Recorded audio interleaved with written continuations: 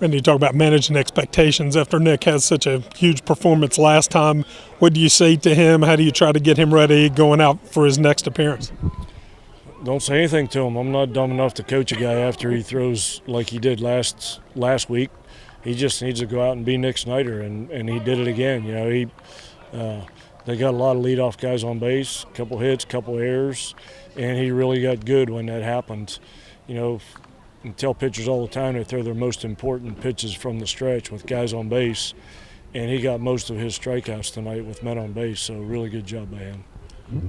What has that mentality been like for you this year? I mean, you mentioned Cade Stroud, obviously AK. It seems like that's running through all of your starters. When a guy or two gets on, they get better.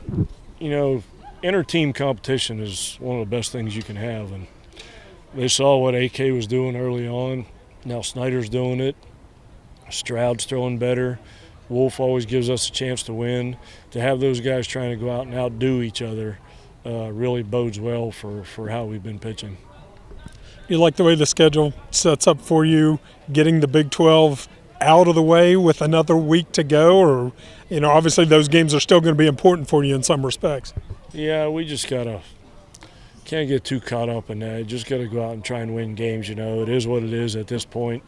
You can't change anything. Just got to go out and try and win games, and whatever happens, happens. But we can't afford to slip up and get complacent and feel too good about ourselves, which, you know, you worry about a little bit. When we take a 4-run lead here with Snyder on the mound, you'd like to think we're in control of the game, get a little complacent, let them back in it.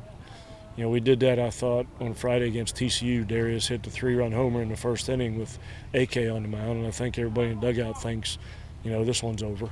You know, and you can't do that, especially this time of the year. These games are so super important, and you just can't let one get away from you that you have control of. Of course, this isn't a conference game, but there's still a little bit of a rivalry and bad blood there between the two schools, West Virginia, Virginia Tech. How's it feel to be able to come down here and get a win over a team that, you know, there is a rivalry there? Yeah, this rivalry was in existence long before I came along, and it's a rivalry, but I don't, you know, bad blood's probably not the best way to put it, because it's friendly competition. You know, I want them to be good.